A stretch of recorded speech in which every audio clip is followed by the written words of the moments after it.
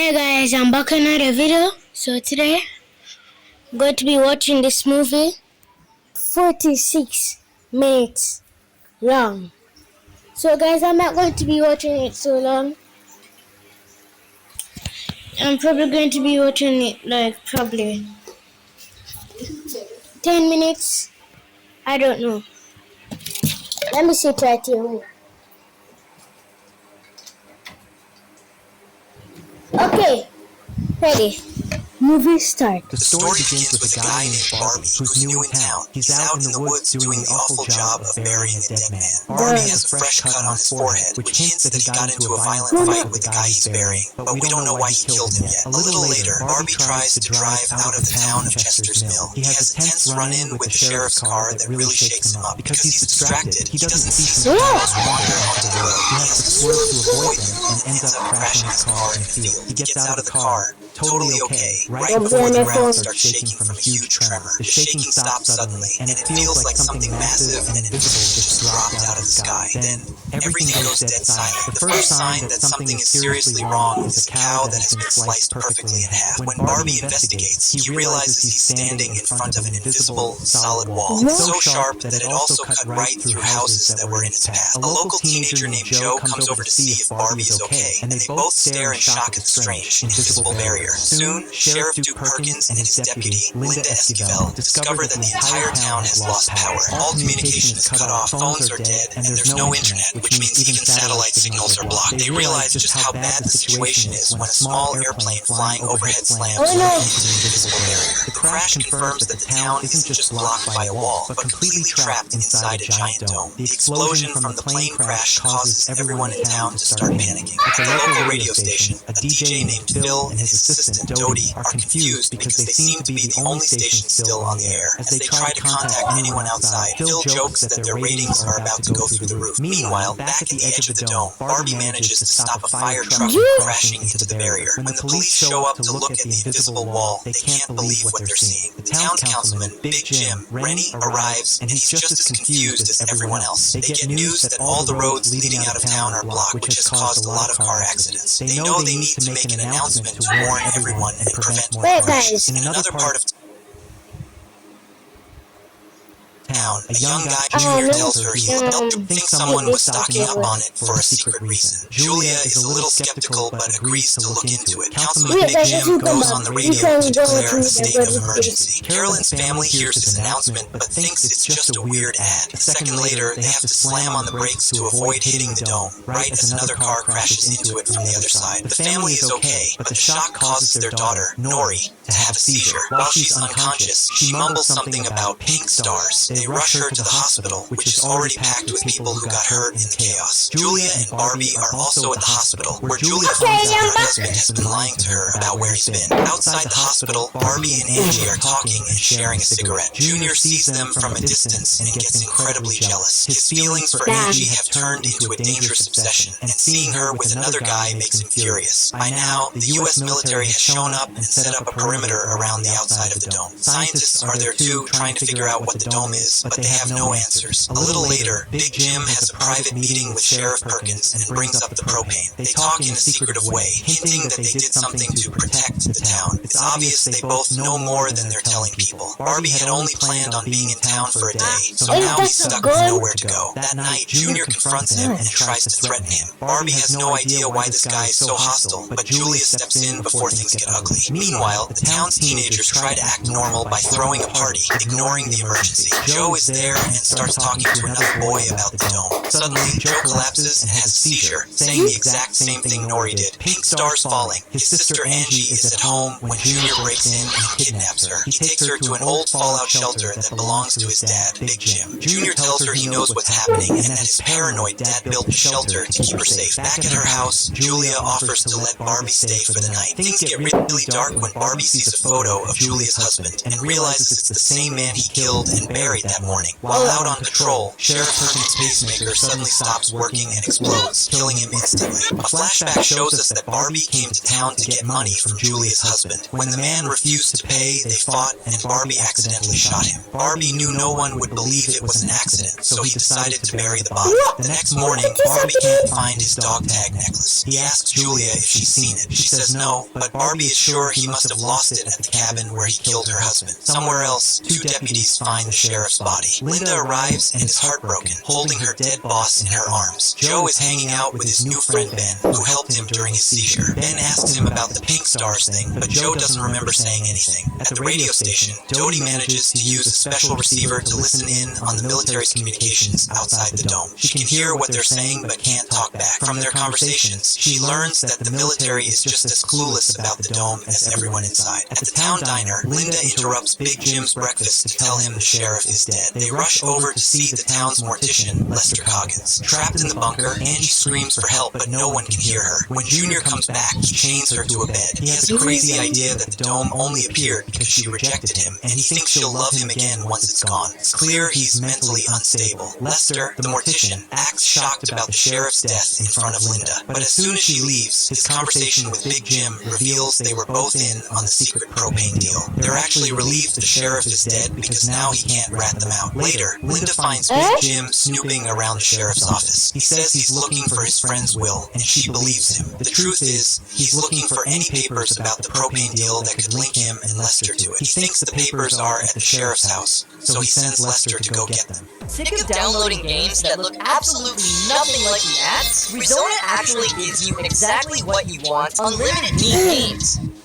To go get them. Julia goes to the No, radio this is station in a way, and bro. finds out they can spy on the military. They learn that the army tried digging under the dome, but it goes too deep. Julia broadcasts this information to the whole town, So which this makes happened everyone like even this. more scared and desperate. Joe and Ben go to the edge of the dome to watch the scientists. They're spraying water at it, but it doesn't do much. Joe notices that the water seems to pass through as a fine mist, almost like the dome is some kind of filter. Later, Barbie goes back to the cabin to find his dog tags. He finds them, but Junior shows up right after, accusing him of sleeping with Angie. Barbie realizes Junior is completely delusional and tries to calm him down, but they end up fighting. Barbie, being an ex-military guy, easily wins. Meanwhile, Lester breaks into the dead sheriff's house and finds the papers about the propane. He tries to burn them, but the fire gets out of control and the whole house goes up in flames. The crowd gathers, but the fire truck is out of commission. The fire is so big that the heat is getting trapped under the dome, and people worry it could get hot enough to kill everyone. Barbie takes charge and gets people to form a bucket brigade. Linda hears Lester crying for help from inside the house and bravely runs in to pull him out. The fire keeps burning until Big Jim shows up with a tractor and smothers the flames with dirt. After the fire is out, a cop named Paul completely loses it. He yells that they're all doomed and will turn on each other. He fires his gun into the air, but the bullet bounces off the invisible dome and hits another cop, killing him on the spot. Paul is immediately arrested. That night, Joe and his friends are out skateboarding when Nori finds him. She needs to charge her phone, so he takes her to his house, which has a generator. At the police station,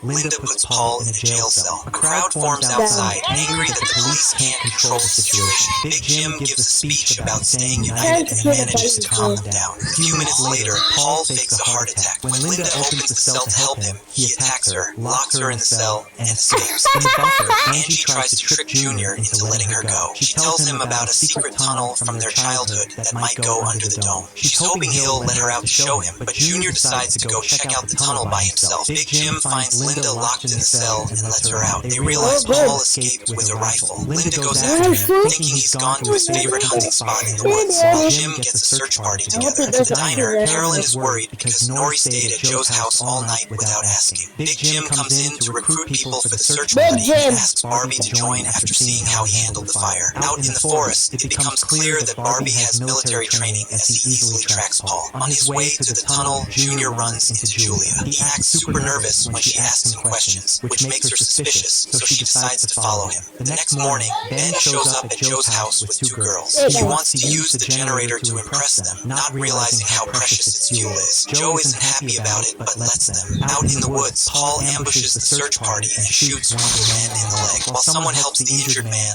Big Jim and Barbie chase after Paul. Paul starts shooting at them, pinning them down. Just as Paul is about to shoot Big Jim, Linda shows up and shoots Paul, killing him. Back at Joe's house, Carolyn arrives arrives and starts yelling at Nori for being so irresponsible. Just then, Joe and Nori accidentally touch hands. A weird energy sparks between them, and they both fall to the ground, having a seizure at the same time. Together, they start chanting, "The pink stars are falling in line." In the fallout shelter, Junior returns to Angie with some medical supplies. As she's cleaning up his bruised knuckles, she secretly steals a pair of scissors. In the final scene, Julia and Barbie are back at her house. After talking to the weirdly intense Junior, Julia is more suspicious of Barbie than ever. While Barbie is in the shower, she starts going through his bag, looking for answers. 3 days after the dome came down, the people of Chester's Mill are starting to lose it. Things get way worse when the soldiers stationed outside the dome suddenly pack up and leave. Seeing the military abandon them causes a full-on riot. The person who stops the chaos is, surprisingly, the town's mortician, Lester. He starts preaching verses from the Bible, telling everyone the dome is God's punishment and they just have to deal with it. His words calm people down for a little while, but with food and supplies running out, it's only a matter of time before things get crazy again. In the middle of all this tension, Linda suddenly collapses and is rushed to the hospital. Meanwhile, Angie is still trapped in the fallout shelter. When Junior brings her food and clothes, she sees her chance. Using the scissors she hid earlier, she attacks him, but her attempt is useless. Junior easily dodges her. He doubles down on his creepy obsession, telling her she has to stay in the bunker until she learns to love him back. After he leaves, Angie starts banging on the shelter's pipes, trying to get someone's attention. This ends in disaster when a pipe breaks, and the bunker starts flooding with water. The force of the water knocks her off the bed, and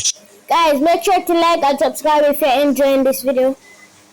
she passes out. Julia keeps investigating what happened to her husband, Peter. She finds his car parked near DJ Phil's trailer and goes to ask him about it. Phil admits that Peter sold him the car right before the dome appeared. He also mentions that he's friends with Barbie, which proves that Barbie lied about being a total stranger in town. Their conversation gets cut short when Phil, just like Linda, suddenly faints. He's taken to the hospital, which is now dealing with a bunch of patients who all have the same symptoms. Joe and Nori are also there, and their moms, Alice and Carolyn, are worried sick after their seizure. Alice, being a doctor, starts helping the overwhelmed hospital staff. It looks like an epidemic is spreading through town, but the hospital is almost out of everything. Masks, gloves, and medicine. Alice and the nurses work non-stop anyway. Julia confronts Barbie about his lie, but before he can explain, she gets sick and collapses, too. Alice thinks it might be meningitis, but she can't be sure without the right equipment. Big Jim gives his son, Junior, a gun and puts him on guard duty at the hospital. His job is to make sure no one who's sick gets out, to stop the disease from spreading. After I felt a little thing go in my hand. Guys, I just feel like something was going in my body a while ago because something did. But it just felt weird.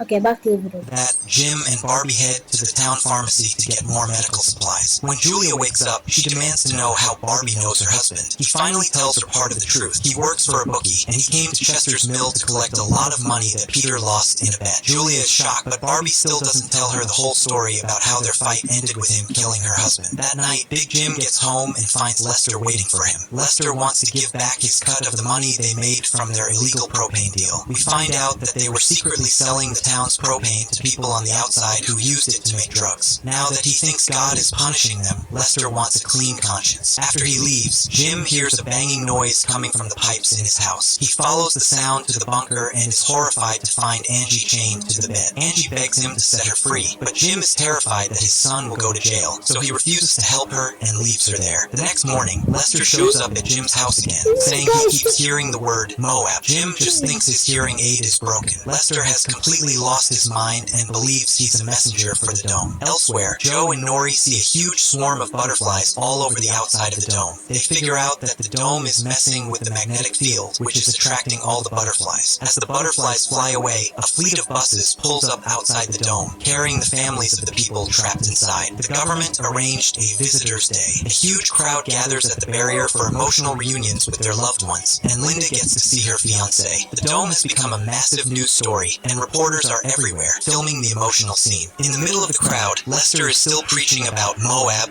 and God's punishment. Jim tries to shut him up, but Lester gives him a choice. Either Jim publicly confesses their crimes within 24 hours, or Lester will tell everyone himself. During the visits, Julia meets her sister-in-law, who gives her a letter from Peter. In the letter, he apologizes for everything and says Julia deserves better. Heartbroken, Julia just assumes he ran away because of his gambling debts. As the day ends, the military starts sending the visitors meters away. Barbie uses an old ID to talk to a soldier, who tells him That's that in this order to video. clear the area for good, Wait, he let's sets just off look at it alarm now. bells for Barbie. He connects it to what Oh, my brother left. Let me just keep watching.